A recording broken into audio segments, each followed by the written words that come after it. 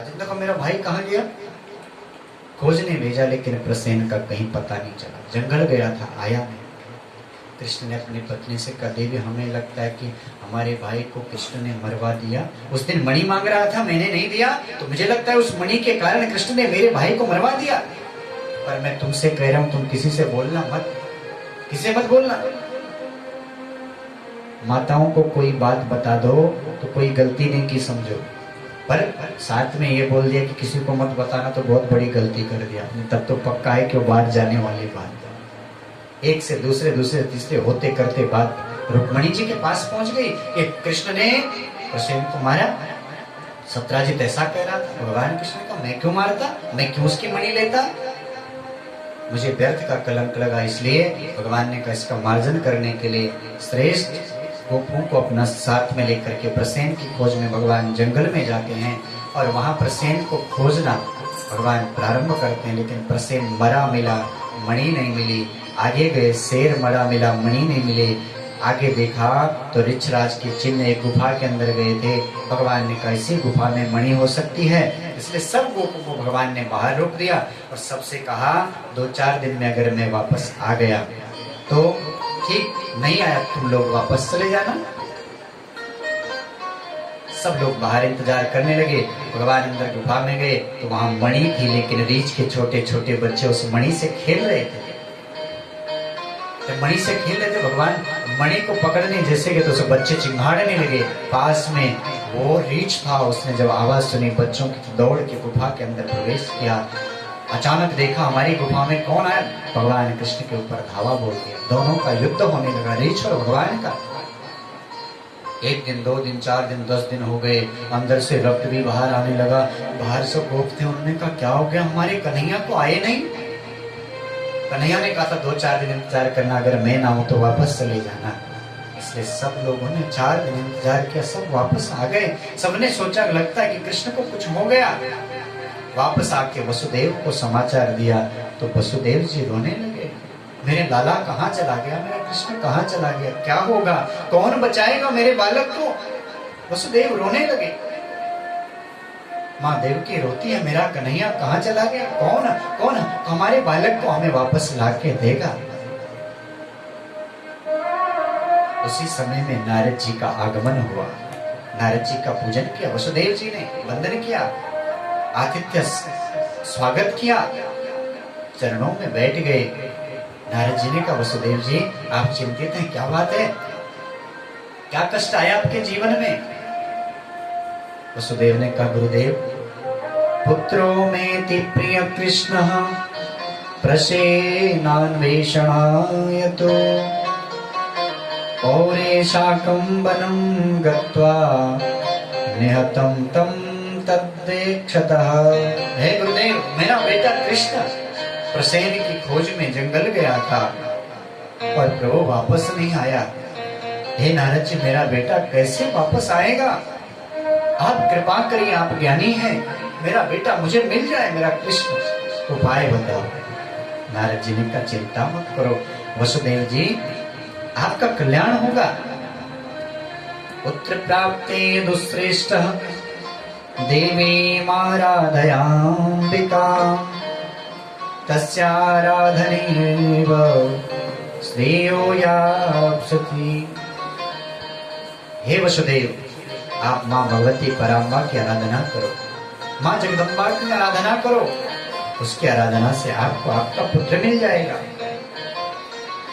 हे वसुदेव, उस देवी की आराधना स्वयं ब्रह्मदेव करते हैं, उस देवी की आराधना स्वयं शंकर करते हैं, उस देवी की आराधना स्वयं विष्णु भगवान करते हैं। इसलिए तुम भी उसकी आराधना करो, तुम्हें तुम्हारा पुत्र मिल जाएगा।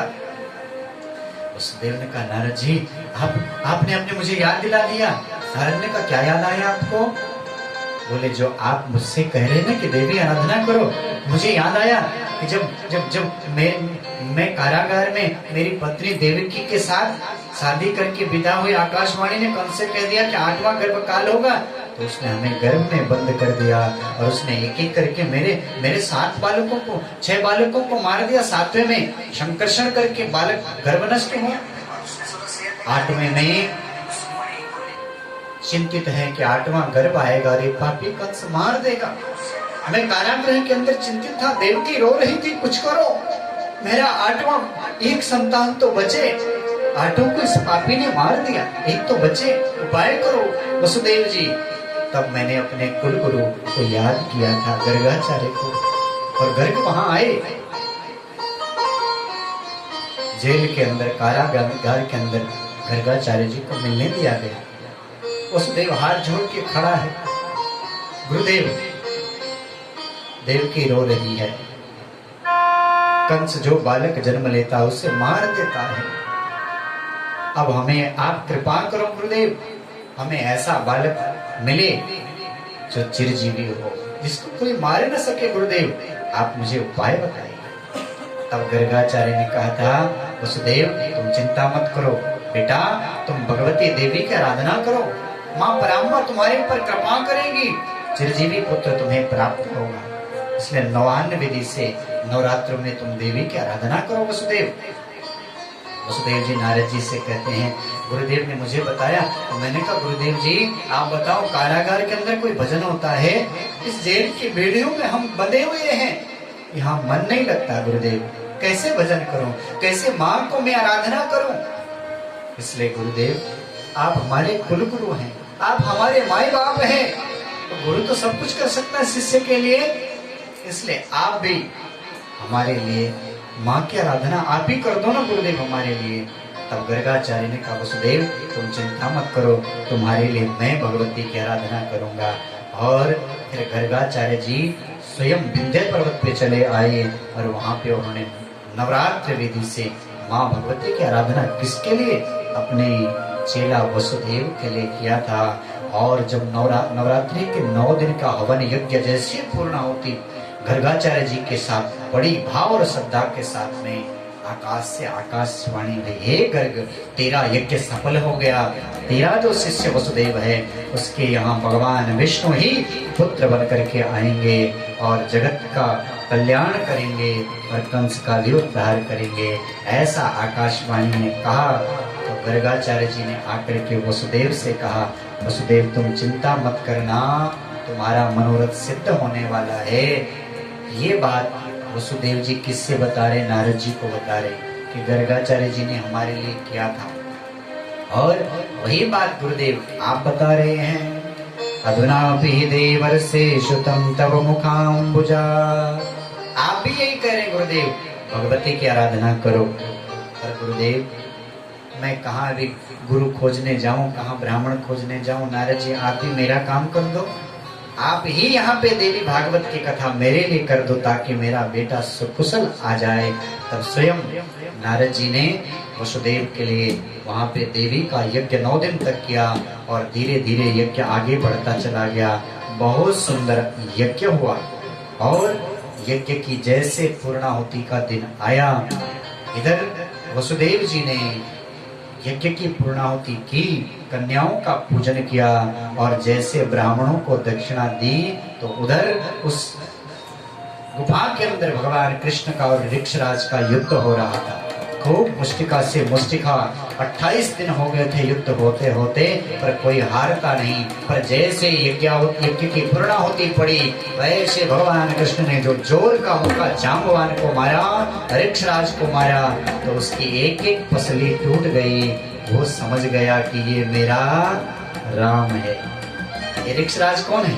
ये वही जांबवान है जो भगवान राम के साथ में था। इसकी इच्छा हुई थी जब राम रावण का युद्ध हो रहा था कि मैं भी 2-2 हाथ करूं। वही इच्छा को भगवान ने पूर्ण करने के लिए कहा था कि मैं जब कृष्ण बन करके आऊंगा तेरी वो इच्छा पूर्ण करूंगा। आज पहचान गया वो ऋक्षराज, ये मेरा राम ही है। इसलिए भगवान के चरणों में गिर पड़ा और रोने लगा, कहने लगा, प्रभु आप इतने समय के बाद मिले, वो भी मैं एक जांबवान, मेरे पास आज देने के लिए कुछ भी नहीं है मेरे प्रभु। और उल्टा मैंने आपको कितने सारे मुक्का मार दिए। भगवान ने कहा, देख तेरी इच्छा थी ना, भक्त की हर इच्छा को मैं पूर्ण करता हूँ। जो तूने मुक्का मारा ना, वो भी मेरी सेवा हुई, वो भी मेरी पूजा की तूने, क्योंकि तेरी वो इच्छा थी वो पूर्ण हो गई। और भक्त की इच्छा को पूर्ण करने के लिए भैया मैं मार भी खा लेता हूँ, भगवान के मार भी खा लेता हूँ। आनंद आ गया तेरे साथ युद्ध करके। वृक्षराज रोने लगा, प्रभु मैं आपको क्या दूं? भगवान ने कहा कुछ नहीं चाहिए तेरे से, मणि है तो यह प्राप्त। हे वृक्षराज, भैया इस मणि का चक्कर है, ये मणि है ना तेरे बच्चे के पास, ये मणि को मुझे दे दे। इस मणि के कारण मुझे झूठा कलंक लगा दिया सत्यजित ने, बस ये मणि उसे वापस दे दो, बस मैं अपना काम करूं। तब जांबवान ने कहा नहीं प्रभु, हम खाली हाथ आपको जाने नहीं देंगे। क्यों, क्या दोगे? बोले मणि तो देंगे, पर एक मणि मेरे पास भी है, मेरी बेटी जांबवती। अब मैं कहाँ इसके लिए बूढ़ा हो गया, कहाँ मैं इसके लिए वर खोजने जाऊं? इसलिए ये व्यवस्था आपके लिए, अब आप इसको पत्नी के रूप में ग्रहण करो। तो जांबवती ने भगवान को दे दी, और भगवान कृष्ण जांबवती को लेकर मणि लेकर के वहां से, जैसे यहाँ ब्राह्मणों का आशीर्वाद, वसुदेव जी यज्ञ के बाद, देवी यज्ञ पूर्ण होने के बाद, कन्या पूजन के बाद जैसे ब्राह्मणों से आशीर्वाद ले रहे थे, उसी समय में सकुशल भगवान कृष्ण और जांबवती वहां पे प्रकट हो गए। बोलो कृष्ण कन्हैया लाल की, अम्बे मात की।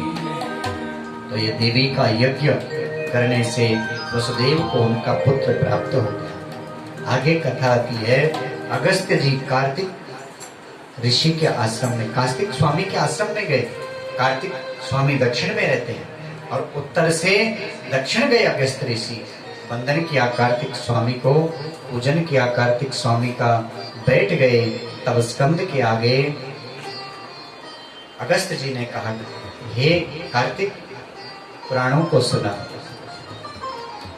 शिव पुराण सुना, भागवत कथा सुनी, अन्य पुराणों को सुना, पर आप जगत के कल्याण के लिए मुझे देवी का चरित्र सुनाइए, जिसको सुनने से भोग और मोक्ष की प्राप्ति होती है। आप मुझे देवी की कथा सुनाओ। तब स्कंद अगस्त्य जी से कहने लगे, अगस्त्य जी, श्राद्धदेव नाम के एक मनु हुए, सूर्य के पुत्र श्राद्धदेव मनु, इनको संतान नहीं हो रही। तो गुरुदेव ने कहा, वशिष्ठ जी ने, बेटा संतान के लिए तुम पुत्रेष्टि यज्ञ करो। यज्ञ करने लगे, यज्ञ हो गया। पति पत्नी बड़े भाव और श्रद्धा से यज्ञ में बैठ गए। यज्ञ होने लगा। वशिष्ठ जी बहुत सुंदर भाव से यज्ञ कराने लगे, और यजमान आराम से बैठ के भाव और श्रद्धा से आहुति देने लगा। यज्ञ पुत्र के लिए हो रहा था। इतने में जो इनकी पत्नी है श्राद्धदेव मनु की, उसने जाकर के जो होता है यज्ञ में, उसके कान में जाके बोल दिया कि हमें बेटा कुछ नहीं चाहिए, हमें बेटी चाहिए। इसलिए आप ऐसा संकल्प करें कि आपकी आहुति पढ़ने के बाद हमें बेटी हो, हमें बेटी चाहिए, हमें कन्या चाहिए।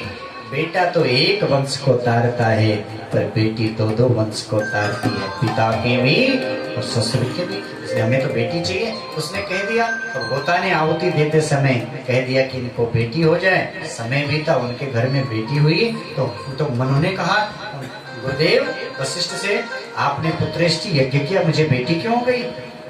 लड़का होना चाहिए था, ऐसा क्यों हुआ? उस बेटी का नाम इन्होंने इला रख दिया। और वशिष्ठ जी ने कहा, सही बात है, ध्यान किया तो पता चला कि तुम्हारी पत्नी ने सब गड़बड़ किया राजन।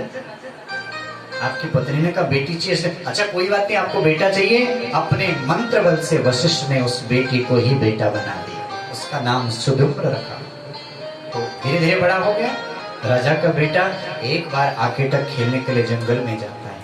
वहां आकेटक खेलते खेलते एक जंगल के अंदर जब इन्होंने प्रवेश किया, तो वहां जाते ही फिर से स्त्री बन गया। और यही नहीं, इसका घोड़ा घोड़ी बन गया, इसके साथी सबके सब स्त्री बन गए।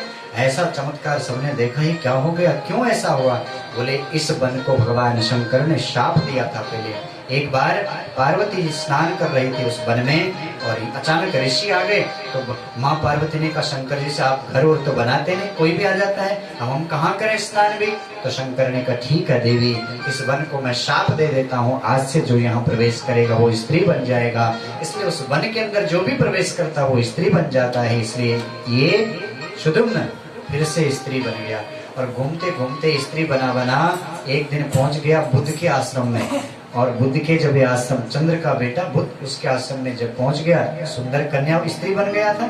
तो बुद्ध ने इसके साथ शादी की और इसके पुनर्वा इत्यादि इसकी संतानें हुई, बेटे बेटी हो गई इसके अपने। एक दिन आश्रम में बैठे बैठे सोचने लगा, कहाँ मैं बेटी था, फिर बेटा बन गया, फिर बेटी बन गया, स्त्री बन गया। फिर अपने कुलगुरु को याद किया, वशिष्ठ जी को, और वशिष्ठ जी को जब याद किया, वशिष्ठ जी प्रकट हो गए। पूछा तुम कौन हो, तो सारी कहानी बता दी। कहने लगा गुरुदेव मेरे ऊपर कृपा करो। तब वशिष्ठ जी ने कहा तुम भगवती की आराधना करो, इसी से तुमको फिर से पुरुषत्व की प्राप्ति हो सकती है। तब वशिष्ठ जी ने स्वयं इसके लिए शंकर की आराधना की। भाई अपना शिष्य है, इसका कल्याण हो।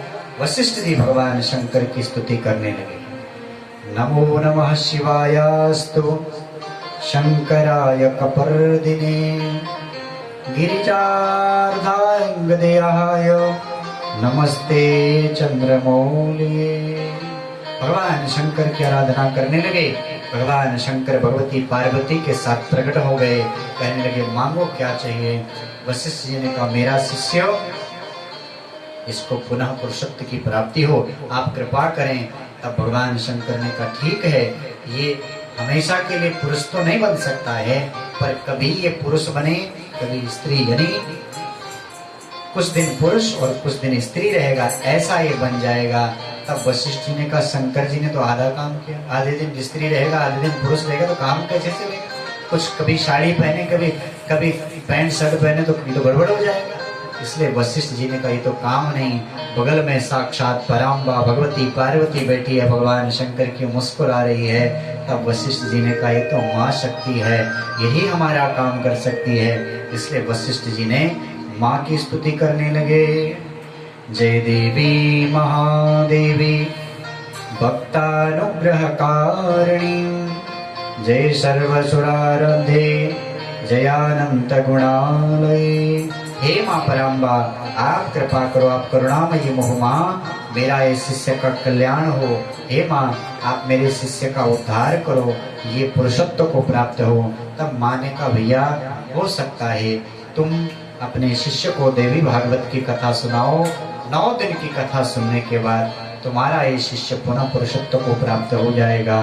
तब वशिष्ठ जी ने उसके लिए 9 दिन तक भगवती देवी की आराधना की और 9 दिन की यज्ञ के बाद उसको पुनः पुरुषत्व की प्राप्ति हो गई। फिर से वो सुद्युम्न राजा बन गया और जगत के सारे ऐश्वर्यों को भोग करके अंत में उसको भी देवी का लोक मिला। बोलो अम्बे मात की। अभी कथा थोड़ा और आगे हमको जाना है, क्योंकि कम से कम महात्मा एक छोटी सी कथा एक छोटे भजन के साथ में फिर हम कथा को पूर्ण करेंगे। आगे इसके अंदर कथा आती है, एक ऋतवाक नाम के एक मुनि हुए, उनको संतान हुई, एक बेटा हुआ।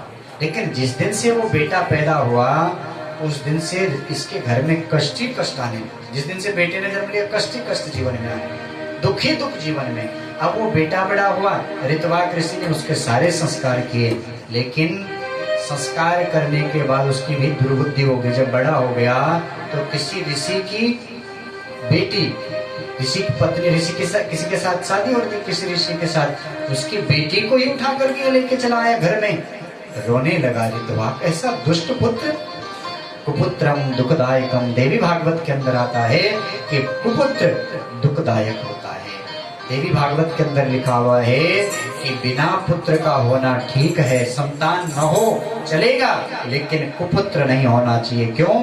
कि कुपुत्रम दुखदायकम, कुपुत्र अपना भी नाश करता है, अपने माँ बाप का भी नाश करता है। जब तक जीता है तो माँ बाप हमेशा रोते रहते हैं, क्योंकि कुपुत्र हमेशा दुखदायक होता है। ऐसा बेटा मिला, ऐसा नरक जैसा मेरा जीवन। रोने लगा, विचार करने लगा, ऐसा कौन सा पाप किया मैंने? मैं तो ज्ञानी हूँ, तपस्वी हूँ, कभी कोई गलत काम नहीं किया, फिर भी ऐसा दुष्ट पुत्र मेरे घर में क्यों जन्म लिया? कौन बताएगा मुझे?